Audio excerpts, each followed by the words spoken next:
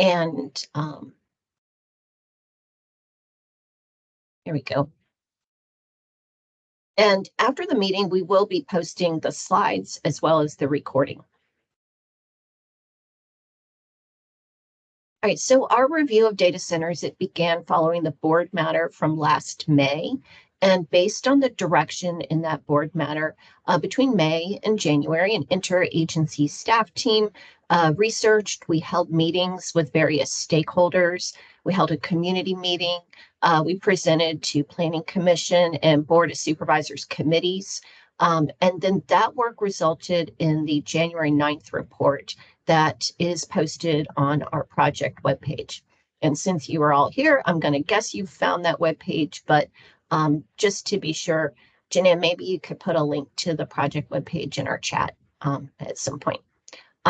So then following the January 9th report, there was a discussion at the board's land use policy committee meeting of March 12th about near-term enhancements that could be made to the zoning ordinance to strengthen the standards for data centers. And then following that, there was a board matter of March 19th that directed staff to work on a zoning ordinance amendment and to bring that amendment to the board by July. And that amendment is the subject of this meeting. So staff, we have prepared draft text for discussion purposes, along with the summary of that text, and that's also posted on the project webpage. And then I'll be walking through the draft text in this presentation. Now, following these community meetings, next steps include a presentation to the Planning Commission's Infrastructure Committee on May 9th, and then a Planning Commission public hearing on June 5th, and a Board of Supervisors public hearing on July 16th. So for our review, we are focusing on buildings where all or most of the structure is designed for the principal use of a data center, and that's housing computer servers and their network connections. Data centers, they come in various business models, and as you can see with the photos on this slide, they vary in size and appearance, and their technology is continuing to evolve as well. Data centers in our area, anyway, they range in size from about 30,000 to 400 or 500,000 square feet. They can be developed in individual buildings or campus development styles. And again, they can employ different cooling and other technologies, which can influence the potential land use impacts. It is anticipated that the demand for data centers will continue to expand because they are a critical component of our modern lives. Now, I'm not going to go into a lot of other background about data centers in this presentation, but if you are interested, there's background information in the January 9th report about data centers and topics related to their potential impacts. Now, currently, the zoning ordinance allows a data center by right in the C3 and C4, those are office districts, by right up to 40,000 square feet in size, and in the I2 and I3 districts, by right up to 80,000 square feet in size. And then a larger size can be allowed if they're repurposing an existing building or with special exception approval. Data centers are also allowed by right in I4, I5, and I6 industrial districts, and also in certain planned districts if shown on the approved development plan. In addition to the specific permissions and use-specific standards, any use has to meet all of the zoning ordinance regulations. On this slide, you're seeing the bulk regulations for those districts where data centers are allowed. And so you can see that the industrial districts generally have a 75-foot height limitation, and then to exceed that height or the allowed FAR in certain districts, that can be approved with a special exception. Now, there are other zoning ordinance regulations, including parking, transitional screening and barriers, open space, outdoor lighting, etc. And then the county has a separate noise ordinance that applies as well. The current use standards for a data center include the size limits that I mentioned before, as well as a requirement for HVAC equipment and generators to be enclosed. And this standard currently does not apply in the I4, I5, and I6 districts. All right, So now moving into the draft text for the amendment and beginning with the permissions and looking at that top table, the draft text shows an SE added for the I-4, I-5, and I-6. And then this pairs with additional use standards that I'll be going over in just a moment. And it would allow for certain standards to be modified by SE. And then in the lower table, you can see that we're showing an option to remove data center as a permitted use in the PRC district. There aren't any existing or approved data centers in the PRC, and the only other industrial uses allowed are craft beverage production and small scale production, both of which include a customer focus that would be compatible with the town center or convention conference center areas. The text shows the P district permissions revised to SE also. And this is because some proffers broadly allow all or most uses. So this would ensure that the location is specifically planned for a data center. And then I want to note that as directed by the board, all options for permissions would be advertised for consideration. The draft text includes revisions to the standard for enclosure of equipment. The revised standard would apply in all districts, including the I-4, I-5, and I-6. It mentions that the purpose is to provide mitigation for visual and noise impacts. It would apply to all HVAC equipment, generators, power equipment, as well as accessory electrical substations. And then the revised standard acknowledges that it isn't mechanically feasible to enclose certain types of cooling systems. And if it's not mechanically feasible as determined by the Director of Land Development Services, then a screening wall to provide that visual and noise mitigation would still be required. Now, we don't have any proposed changes in the draft text to the maximum sizes for C3, C4, I2, and I3, but the draft text does add I4 to the standard that would limit the size of a by right data center to 80,000 square feet. The text also shows an option to either remove the allowance to exceed the size with by right repurposing within an existing building, or to add a maximum size for by right repurposing, such as 200,000 square feet. There's no maximum size shown for I-5 and I-6, and this is in order to encourage data centers to locate in those heavier industrial districts. The draft text includes a setback for the building and any equipment, such as the generators, from a residential lot line.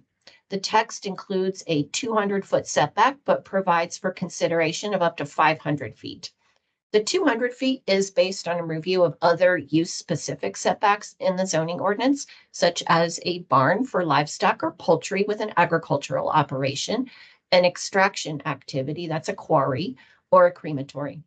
The text also includes a setback of a half a mile from a metro station because those areas are planned for high population and employment centers. And then both of these setbacks could be modified by SE. Of course, the zoning district setbacks continue to apply, as well as transitional screening.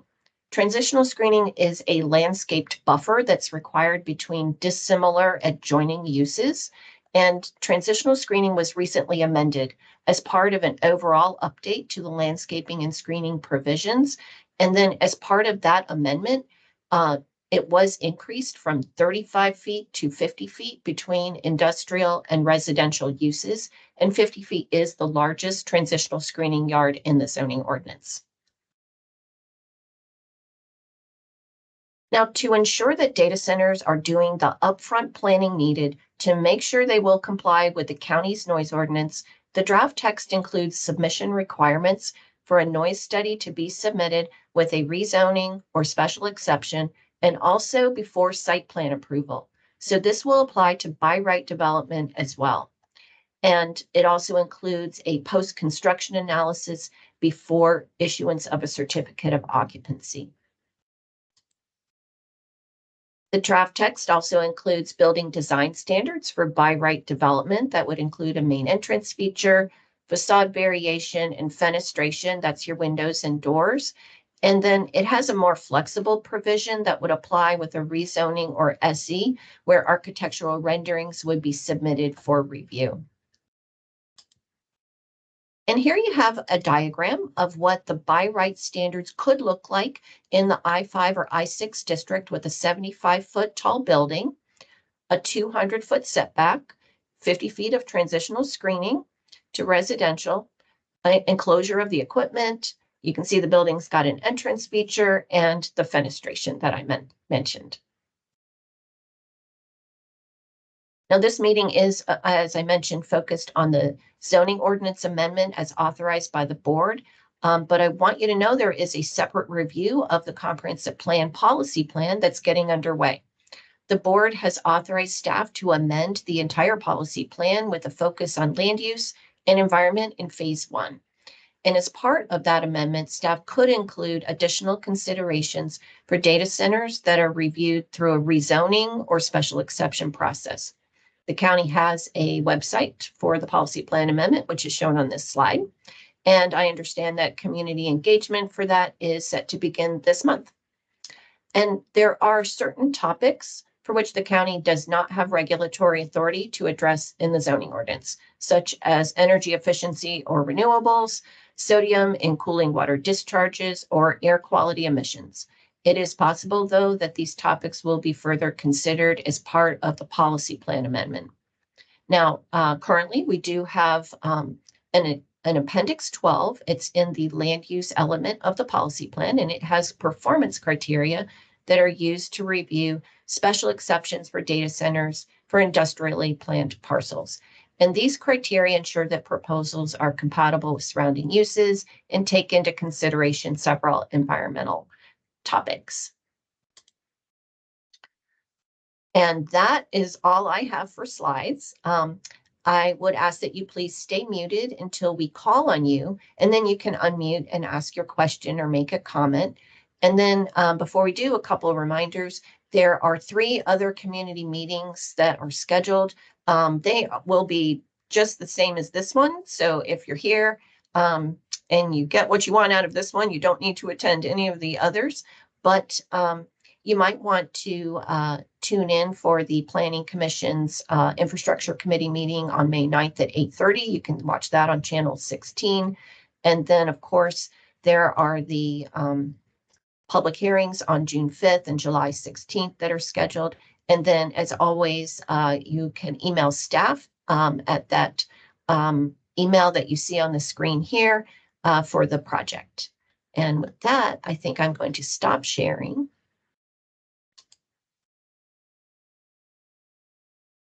And do we have any questions or anybody have any comments that they'd like to make?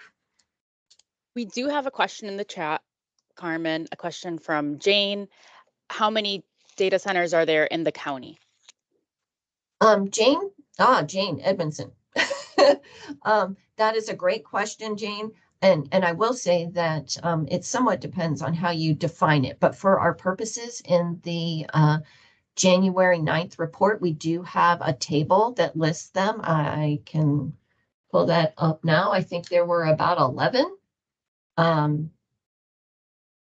But let's see. Yeah, so there's a table that lists, oh, I take that back. 16 is what we have on our table.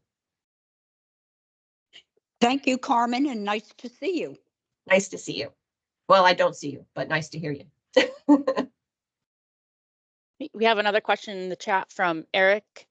Will the sound limits apply to the periodic use of diesel backup generators and emergency use of generators? Yeah, Eric, that is a good question. So currently the noise ordinance exempts the testing and usage of emergency generators for emergency purposes. And so under the noise ordinance, those are exempt.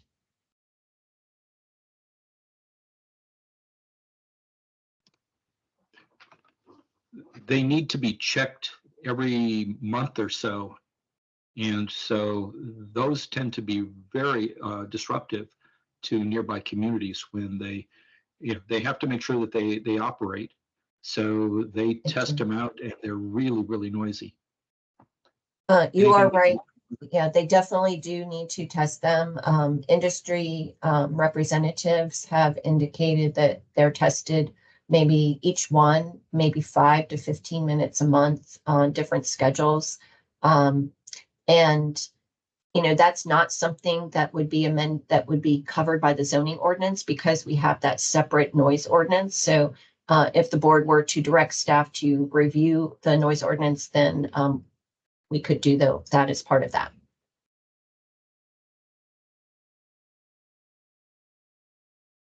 Thanks, Carmen. We have another question in the chat from Oscar. Is the comprehensive plan meeting designed to give us visibility into expansion plans of data centers in the county? I really hope we don't become like Loudoun, where the data centers are seemingly everywhere and so abundant they are an eyesore. Um, So it's a question about the comprehensive plan meeting that's coming up. Katie, is that something that you could speak to? Sure. So the first set of meetings that are coming up for the community related to the policy plan amendment is to collect initial feedback from the community on just the larger concept of growth across the county. There may be opportunities in the future where we as the county and as our elected officials may agree to discuss in more detail in the policy plan certain uses. And if we hear from the community that particular uses, whether it be a data center or critical care facilities or any of our other special uses across the county need additional attention and guidance language, we can work with the community through future meetings to kind of flesh out those components. So more to come on that as we work together across all of our stakeholders and the community input to kind of move that path forward.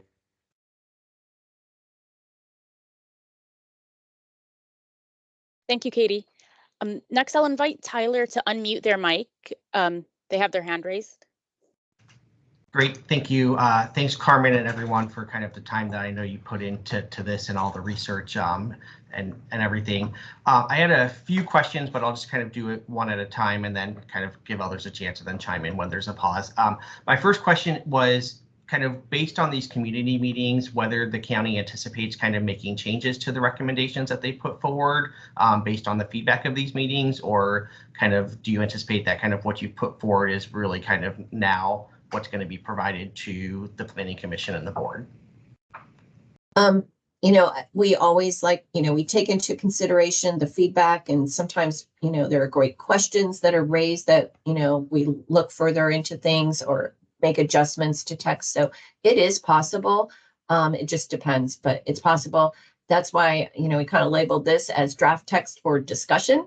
Then there will be a staff report that's published probably about 2 weeks before the Planning Commission public hearing, and that'll have the staff proposed text. And then at the Land Use Policy Committee meeting on March 12th, there were comments from the board that they want to make sure that it's advertised broadly, so that as part of their deliberations, other things can be considered as well. So that's our plan. Great. And then one follow-up question to that. I know kind of in your comments, you mentioned that there's obviously a different variety of sizes with data centers ranging from, I think, 30,000 to 500,000. What, in kind of your opinion or the county's opinion, will be kind of the biggest impact of these recommendations on so-called like mega data centers, like those that are larger than 80,000 square feet? Kind of what will be the biggest impact on kind of changes to regulating those? So the draft text includes certain provisions that would apply to even, so let me back up. In the C3, C4, and then I2, I3, and I4, anything larger than those sizes would require special exception approval unless it's repurposing, right? So then there would be review in accordance with that process. But even for by right data centers that could go in I-5 and I-6, these standards would address the screening or enclosure of equipment, the submission of a noise study, well, more than one even, for before site plan and again before the non-rep. And then also the building design standards and the setback. So there are a number of provisions that would apply even to by right of whatever particular size. Now, size is also regulated by floor area ratio in all of those zoning districts. So, like I said, currently the maximum size for the maximum FAR in those districts is 0.5. So if they wanted to be bigger, they would need to get the special exception approval. And then also some properties are tied to a proffered development plan, and that can also trigger further review. Thanks. Okay, thanks, Carmen. We have a few more questions in the chat, and I'm doing my best to answer these in order. We have a question from Donna. Is there any chance that the Board of Supervisors will want a study of the noise ordinance in the near future? I'm under the impression that the current noise ordinance regulates single occurrence noises and not the continuous noise that is produced by data centers. Hi, Donna. That's not quite true. So the noise ordinance has decibel limits for both continuous and impulse noise. And the data center noise, the HVAC and other noise, just like anybody's, any HVAC equipment, whether it's any other non-residential use or even residential. So they would come under the continuous noise. So that is covered by the current noise ordinance. And I cannot speak to what the board may direct staff to do in the future. Okay, thank you. Next, we have a question from Eric in the chat. Data centers require huge amounts of electrical power. What provisions are there for the siting of power lines, transformers, etc.?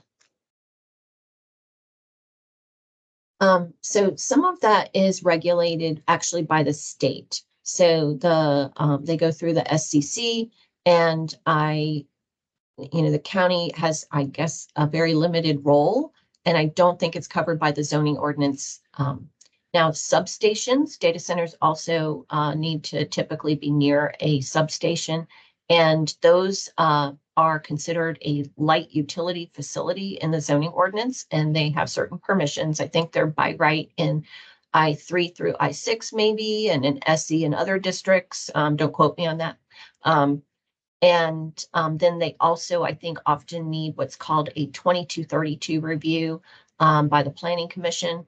And Bill, if I've got any of that wrong, please feel free to correct me. Thanks, Carmen. All right, we have a question from David in the chat as well. What is the rationale for allowing larger centers in repurposed buildings? Are there special considerations or limitations in these cases, or are they only bounded by the size of the existing buildings? Yeah, that is a great question. So we have not just for data centers. I know we put it in for at least one other use, and I'd have to think a minute on which one it was. But we do try to, we want to accommodate repurposing. And, we've got vacant office buildings, and, it would be great to put them to a new use. And so it was with that policy consideration in mind that we allowed for, a larger data center if they are repurposing an existing building that would not allow for them to exceed this, like add on to that existing building. They couldn't bump it up. They would have to use that added size as is. I don't think that we've had any repurposed buildings become data centers, and I think I've heard from the industry that it's very difficult to do that. So I don't know if it's a realistic option, to tell the truth. But it's just in, that policy approach that we do want to encourage repurposing. But, given the concern that I think you're getting at. You know, should there be a maximum size? You know, do we want to relook at that? That's why we included those options in the draft text. So thank you for bringing that up. Okay, we have another question in the chat. Would the noise study serve as a tool to either require more or deny a permit? The noise study, they would need to show that they are, and there's a lot of different tools they can use to, you know, whether there's baffles or like a site redesign. There's a lot of different tools they have to make sure that they are meeting the noise ordinance, but they wouldn't be able to get their permit until they, the site plan, or, you know, if it's the site plan or the non-RUP, they would need to show that they are able to meet the noise ordinance and are in fact on post-construction meeting the noise ordinance before they get their permit.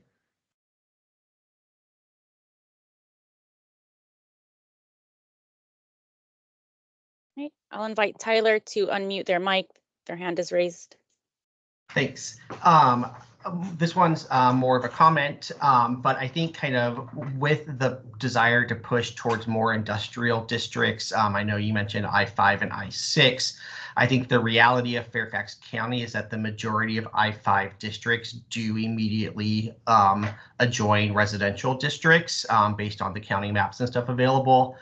So I'm curious if kind of the county has considered adding a special exception to I-5 to be able to kind of take that into account. I-6 districts, I think, are slightly different, but kind of with I-5 being so adjacent to residential areas, I think the by right nature of that really kind of opens up the ability for kind of the types of impacts for data centers, especially the larger ones, to have a much bigger impact on kind of residences. And so the special exception kind of added review with proffers, et cetera, would really provide additional protections for residents and allow the board and the planning commission both to ensure that a data center in that location is something that is really wanted. So wondering if that was considered at all in the draft to include I-5 as a special exception as opposed to by right. So while we didn't show that in the draft text, as I mentioned, you know, all options will be on the table. I know that you're correct, and I know that, you know, you personally are located next to an I-5 situation. And I know that's the case, that in some places there's residential near I-5. I don't know if it's true that that's across the board. But right now, you know, we do want to encourage data centers to locate in those heavier districts. And so that's what we've shown, but all options would be on the table for consideration.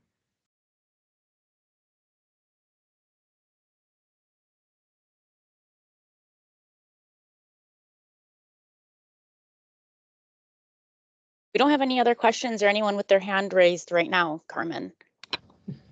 All right, come on. There must be something more. We have 30 minutes.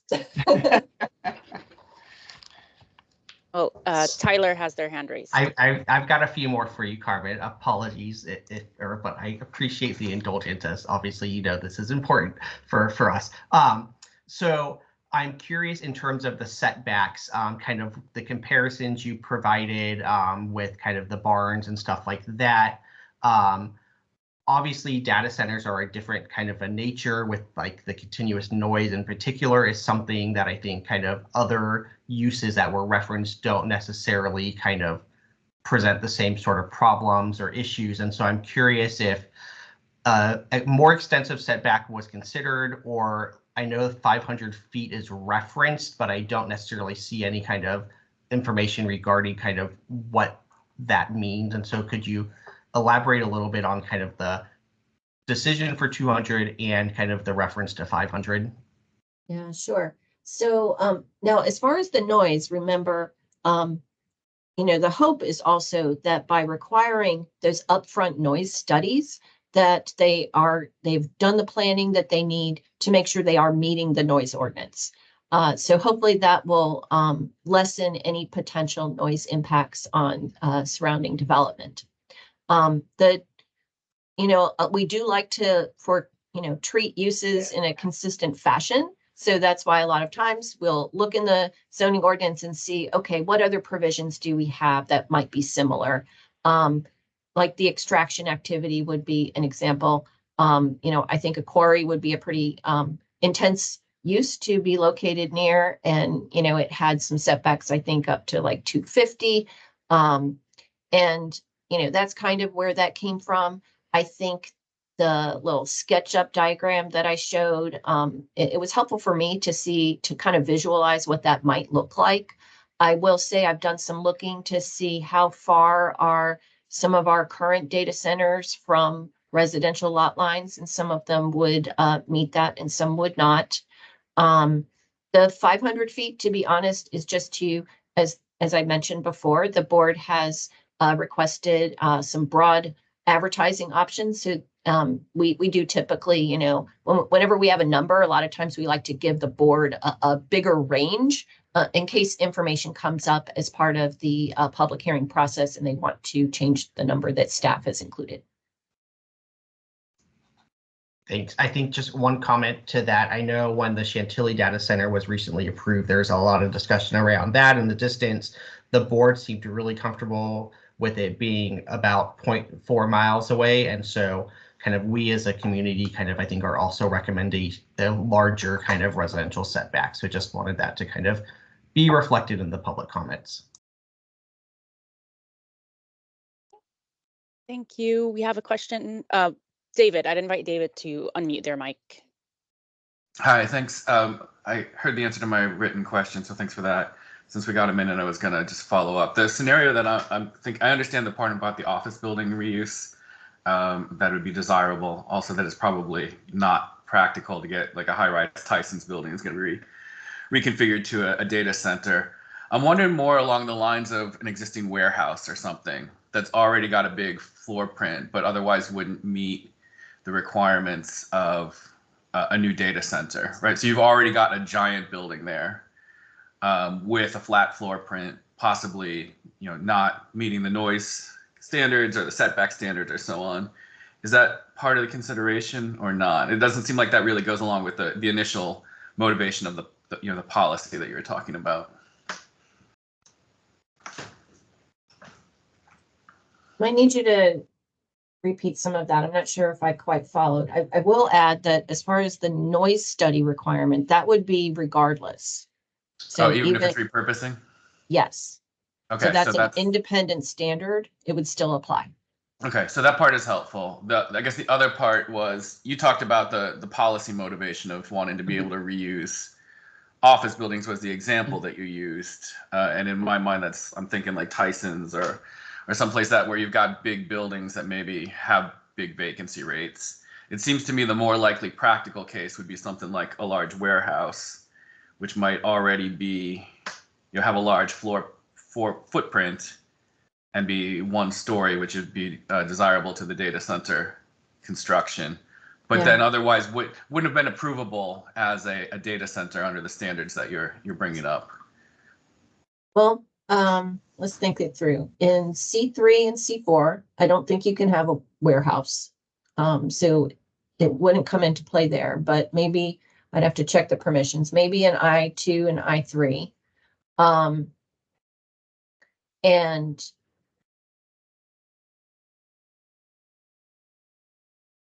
I think that's a great question. I'm trying to think, how we would address the setback. So the repurposing is only letting them exceed the size, right?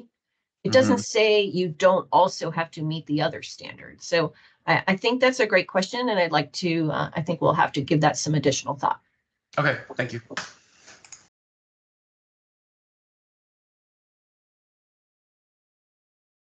Thanks, Carmen. So it looks like we have I'm not sure if there's a question in there or if it's mostly a comment in the chat from ljzara@outlook.com. But I would assume the question portion is that it would be good to clarify what standards for diesel generators will be required, that there must be some way to recognize that technology improves and that reasonable technology should be used to reduce impacts to communities. Hi, is this Larry? Yes, it is, Carmen. Hi, Larry. Hi. So, we understand we do not have regulatory authority for air quality emissions through the zoning ordinance. So that's why you don't see anything that says use a tier 4 generator or anything like that. It is something that perhaps could be addressed through the comprehensive plan. Maybe you could have some coordination with DEQ as well. I've talked to some of the permit writers in the state, and they really are good about trying to bring better technology to control some of these emissions. So maybe They some absolutely coordination. are, and we have spoken with them as well. And I understand that in the past, the tier 2 generators were pretty common.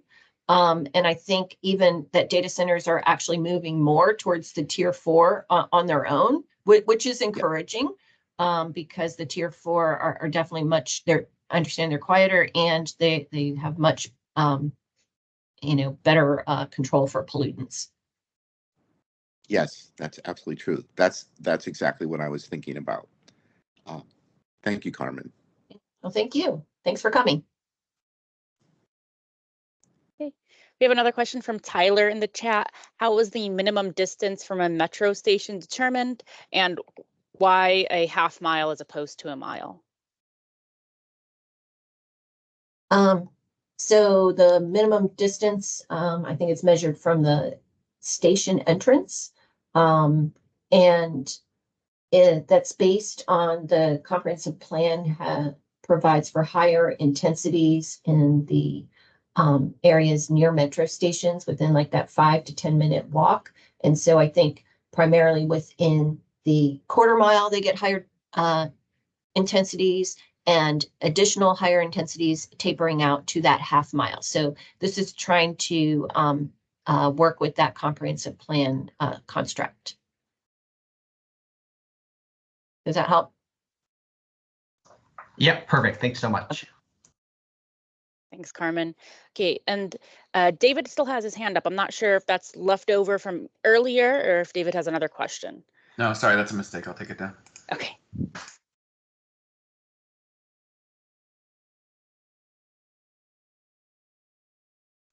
Okay, I'll invite Larry to unmute their mic. So one other thing that was not very clear to me as I read the material is it seems to me like the county is going to be interested in trying to generate revenue with data centers. I don't need to tell you that Loudon, I think, makes something like $800 million a year through local revenue resulting from data centers. But the largest revenue streams are most likely to come from acquiring hyperscale data centers, which are the biggest ones, which are going to obviously require a lot more energy and be more resource intensive and have greater noise impacts, possibly depending upon how they set up their technology. So I was just thinking it would be good to clarify that in the way that it's written, because the way the report was written that came out in January, I think it kind of provided a snapshot of what we currently have in the county, is my impression, and what we have in the county right now may be quite different from what we might have in the future if we're really looking to bring in more revenue. I really can't speak to that, Larry. I mean, I don't. The zoning ordinance applies regardless. Whether if a larger data center wants to come in and they meet all of the standards, the FAR, and all of the other standards that apply, then they could, but smaller ones could as well. So these are just countywide standards that would apply regardless. And so we're not really in the economic development. I think that's a whole different department, so that's not what the zoning ordinance is really about. And, I do want to say again, you mentioned that the larger data centers have greater noise. And I just want to keep coming back to, that's why I think a standard requiring the noise studies to be done up front is really important. And I hope that it's helpful, that if the board ultimately adopts that, then I hope that it works out, because, when we've looked at noise studies for data centers, they do mention some of the various techniques that they have employed to reduce their noise. And so it's definitely something that can be mitigated.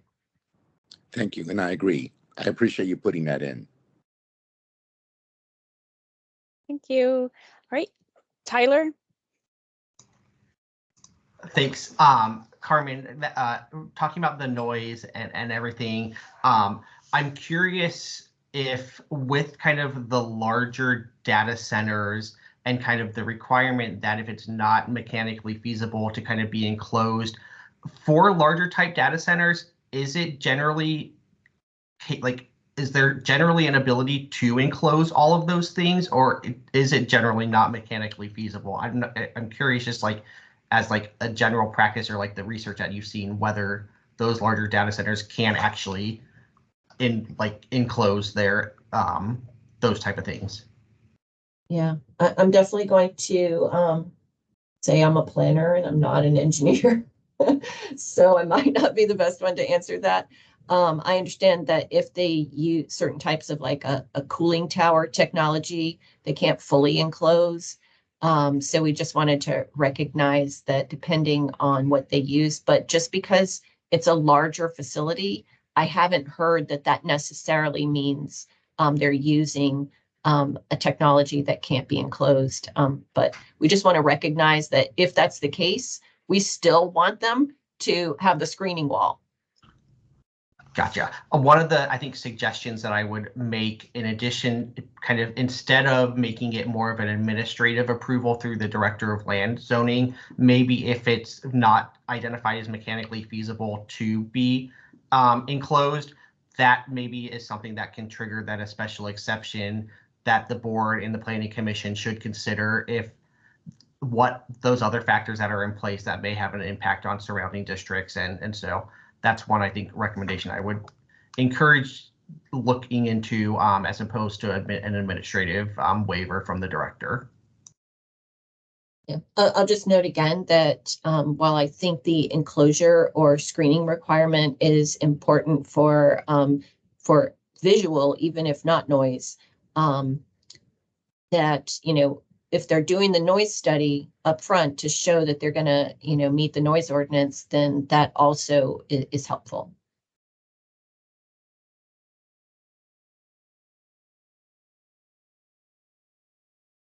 Thank you, Carmen. Maybe nobody has their hand up or no more questions in the chat just yet. Maybe we could give people a few seconds to see. I appreciate you guys, working with us here. We've almost stretched it to 45 minutes, which is good. All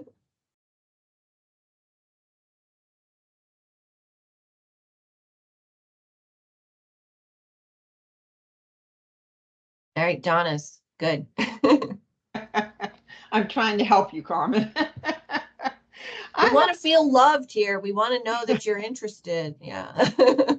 If a developer has an issue with the noise ordinance for a proposed data center, what is what is the process and time limits that the developer has to get the proposed data center in compliance with the noise ordinance? And is there a possibility that there can be waivers from, I guess, the land development services concerning meeting the noise ordinance? I'm not aware of any options for a waiver for this type of thing. I think I've heard of there are waivers when they're doing street construction or something maybe, or, but I don't think you can get a noise waiver for just operating your building. And so, they would need to comply. This upfront study to ensure that, they've done the analysis needed. They know that their equipment is going to operate within the noise ordinance is important. But then after the fact, let's say, I don't know, some piece comes loose and it's rattly and it's over the limit, right? That would be an enforcement action through the Department of Code Compliance. Okay, thank you. And then if they're not in compliance and it's rejected, I think I'm under the impression they have time to remedy the problem. And how much time is given for them to get in compliance? Are you aware of that, or? Yeah, I'm not sure. I know that DCC, of course, their first goal is compliance. So, they do try to work with people to for them to get themselves into compliance. And then if that's not the case, then they have other remedies available. Okay, thank you, Carmen. And I see Bill put the noise ordinance in the chat, so that's helpful. Thank you.